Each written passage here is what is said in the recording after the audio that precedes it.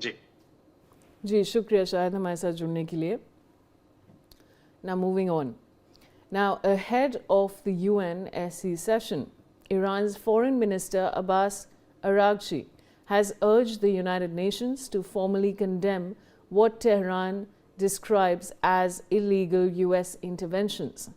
According to a readout aired on Iranian state television, Araghchi held a phone call with António Guterres to discuss the recent deadly protests in Iran and Tehran's demand for stronger international action against what it claims is foreign interference in its external affairs.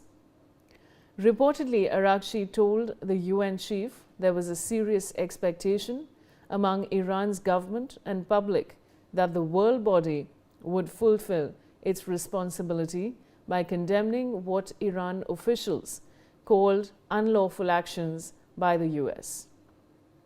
Aditya Vadhavan is joining me with more details. Aditya, what more can you tell us? Well, absolutely. The heat on the Iranian regime, headed by Ayatollah Ali Khamenei, Vaishali, is now increasing day by day. And, there are reports that, the Iranian regime firstly, threatened some of the protesters with, capital punishment. And now, but after, Trump's warning that if any protester is given capital punishment, then there will be consequences for Iran. So definitely at this juncture, Iranian regime is very, very conscious about what the statements are made by US President Donald Trump, and definitely there are reports that US might, strike, might do limited strikes on Iran, so as to control these protests and prevent any protesters from dying. So indeed, at this juncture, it is a developmental situation, and it needs to be seen how things unfold in this scenario. Vishali. I'll come back to you, Aditya. Now, the United States has imposed sanctions on 5 Iranian officials it accuses of orchestrating a crackdown on nationwide protests. The U.S. Treasury Department said those sanctioned include the Secretary of Iran's Supreme Council for National Security, along with commanders from the Islamic Revolutionary Guard Corps and law enforcement forces. Washington also imposed sanctions on Fardis prison, where the U.S. State Department says women protesters have faced cruel, inhuman and degrading treatment. Treasury Secretary Scott Bessent said the U.S. was tracking funds allegedly being moved by Iranian leaders to international banks, warning that those responsible for violence against protesters would be held accountable. Back to you, Aditya, on this.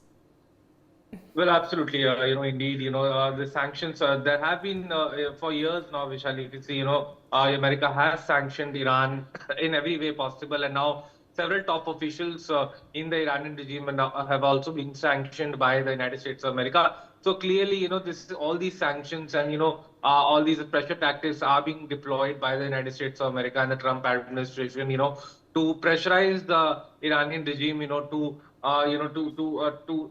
go soft on these protesters and not, allow the situation to further escalate, because already, the protests in Iran are definitely have been increasingly becoming violent. And, there are some reports that US and Israel are behind these protests. And, as purportedly, there are some reports going on that the Iranian military is using military jammers, to block the block the internet service that was provided by Starlink, Elon Musk Starlink. So indeed, at this juncture, there are several concerns, there are several angles to these Iranian protests, and they're not stopping at this juncture. So, however, at this juncture, situation is developing, and it needs to be seen how things unfold in the days to come, Vishali. Stay on with me, Aditya. Now, Britain has strongly condemned Iran's handling